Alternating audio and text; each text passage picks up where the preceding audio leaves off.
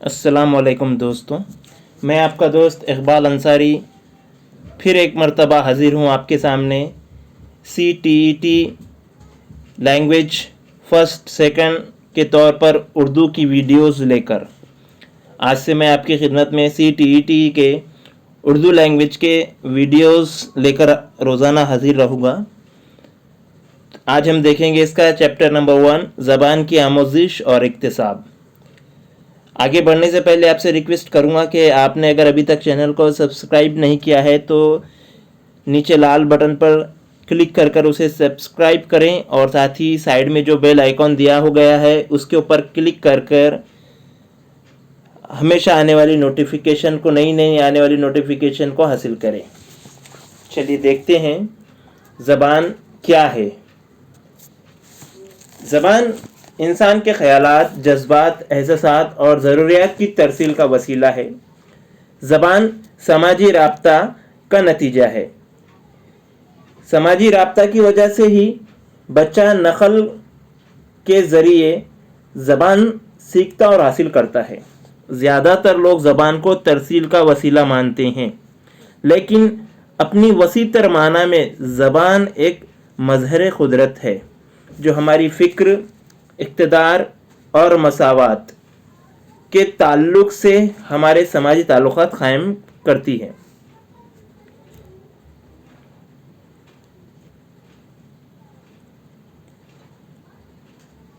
ज़बान की इब्तिदा या ईजाद कैसे हुई, इस बारे में कुछ भी कहना बहुत मुश्किल काम है, मगर हम ये अंदाज़ा लगा सकते हैं कि इंसान ने शुरुआत में अपनी ज़रूरियात की तस्कीन के लिए कुछ आवाज़ें निकाली होंगी जो बाद में बामाना होती गई, फिर इनकी कुछ अलामत तय हो गई। इस तरह पहले बोलचाल की ज़बान, फिर तहरीरी ज़बान वजूद में आई। ज़बान को 3 हिस्सों में तकसीम किया जा सकता है। 1 इशारों की ज़बान, 2 आवाज़ों की ज़बान, 3 अलामतों की ज़बान। पहले देखते हैं इसमें इशारों की ज़बान। जब हम हाथ, पाँव, सर या आँख और चेहरे के तासुरात का इस्तेमाल करके अपने ख़यालात और जज्बात दूसरों तक पहुँचाते हैं तो ये इशारात की ज़बान कहलाती है।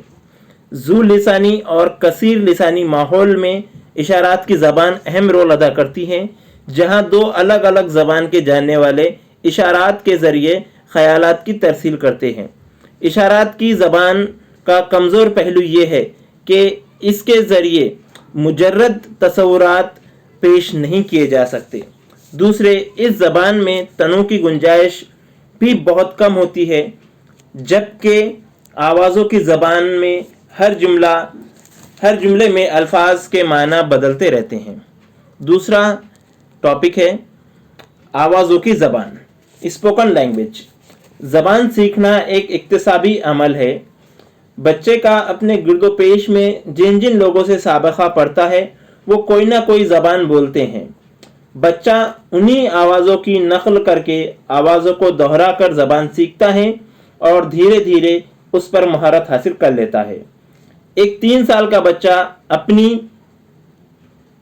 ज़बान के बुनियादी उसूलों से वाक़फ़ियत रखता है और सही ज़बान बोलता है। तीसरा पॉइंट है अलामतों की ज़बान, सिंबॉलिक लैंग्वेज। जब किसी आवाज़ को मखसूस अलामात से ज़ाहिर किया जाता है तो वो तहरीर की शक्ल इख्तियार कर लेती है।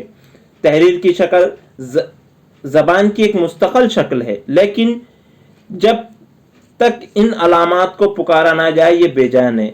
इस तरह तहरीरी ज़बान आवाज़ों के बग़ैर अधूरी ही है। आज के लिए इतना ही। आपको दोस्तों ये वीडियो कैसा लगा लाइक और कमेंट करके ज़रूर बताइए, ताकि नेक्स्ट वीडियो में मैं और अच्छे से इसको पेश कर सकूं, और आपके लाइक और कमेंट ही मुझे मोटिवेट करते हैं नए वीडियोस बनाने के लिए। रोज़ाना के लिए इतना मुख्तसर काफ़ी है या इसमें इजाफ़ा करना चाहिए, आप ये भी बताइए। शुक्रिया।